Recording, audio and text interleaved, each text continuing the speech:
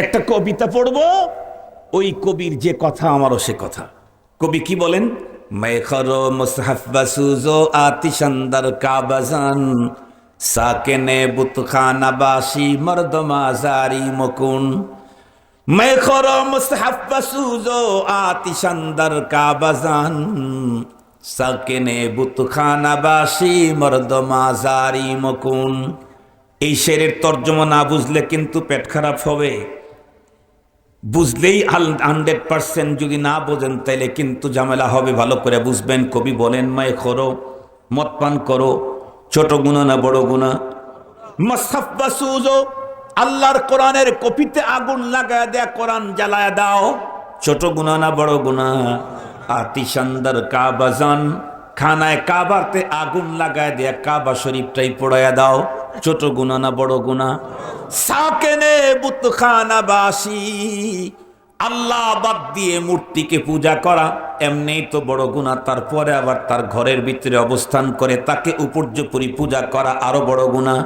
কবি বলেন এগুলি বড় গুনাহ, তারপরেও তোমাদেরকে বলছি, তোমরা যদি এই গুনাহ থেকে নিজেদেরকে রক্ষা করতে না পারো, না হয় করেই ফেলো, তবে তোমাদেরকে হাতে পায়ে ধরে বলি, একটা অপরাধ করো না, সেটা হলো মর্দমা জারি মুকুন। খবরদার কোন মানুষের অন্তরে আঘাত দিও না। কেন? কারণ খানায় কাবারে ঘরটা নির্মাণ করেছেন ইব্রাহিম খলিল, আর প্রতিটি মানুষের অন্তরের ঘরটা তৈরি করেছেন রব্বুল আলামিন। খলিলুল্লাহর বানানো ঘরের ভিতরে আগুন লাগাইলে যদি এত বড় গুনাহ হয়, রব্বুল আলামিন যেই ঘর তৈরি করলেন সেইটা বানাইলে কত বড় গুনাহ হয়। তাছাড়া খলিলুল্লাহর বানানো ঘর, আল্লাহ বলতেছেন, মা কানা লিমুমিন আন ইয়াকতুলা মুমিনা, একজন মুমিন আর একজন মুমিনকে হত্যা করতেই পারে না। হ্যাঁ, ইল্লা খতা, ভুলক্রমে হত্যা হয়ে যেতে পারে। ভুলক্রমে হত্যা কেমন, তার কয়েকটা সূরত আমি আপনাদেরকে বলি, তাহলে তর্জমাটা একটু পুরোপুরি বুঝতে পারবেন। ধরেন একজন মানুষ, ওইখানে এক হিংস্র প্রাণী আছে, উনি এখান থেকে রাইফেল একেবারে তাক করে ফায়ার করছে, কিন্তু ইনি ফায়ার করার সাথে সাথে ওই জায়গায় এক লোক এসে দাঁড়ায় গেছে, যার কারণে গুলিটা ওই লোককে লেগেছে।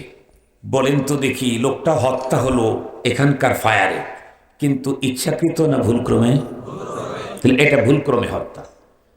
আর একটা ভুলক্রমে হত্যা হলো, একজন আর একজনকে আঘাত করেছে, তাকে আঘাত করেছে, কিন্তু তাকে হত্যা করার জন্য আঘাত করে নাই, এমন বস্তু দিয়েও আঘাত করে নাই যেই বস্তু দিয়ে আঘাত করলে মানুষ মরে যায়। যেমন শুকনো গোবর, গোবর চেনেন তো আপনারা? শুকনো গোবর দিয়ে কেউ যদি কাউরে ডেল দেয়, গোবরের ডেলে মানুষ মরে, বিড়ালি তো সরে না। গোবরের ডেল দিলে কি সরে না? বিড়ালি তো সরে না। যদি মাছের কাঁটা খাওয়া শুরু করে, আপনি যদি গোবর দিয়ে ডেল দেন, বিড়ালি তো সরে না।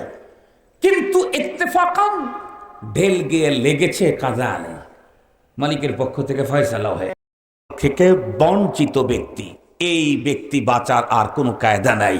আল্লাহ পাক আমাদের সকলকে সূরা নিসার 92-93 নম্বর আয়াতে কারিমার এই মেসেজটা বুঝার, এর উপর আমল করার তৌফিক দান করুক। আমিন বলবেন কি? একটু আমিন বলবেন কি? এখন ইনশাআল্লাহ দোয়া হবে। দোয়ার আগে আমাদের বুজুর্গরা একটা আমল করতে আমরা দেখেছি। আমাদের বুজুর্গরা বলতেন, মালিকের কাছে কিছু চাইতে হলে আগে কিছু দিতে হয়।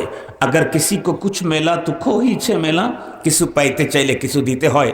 আমাদের মাদ্রাসার ছেলেরা, এখন এটা তো মেয়ে মাদ্রাসা, আমাদের স্বেচ্ছাসেবকেরা আপনাদের কাছে রুমাল নিয়ে যাবে।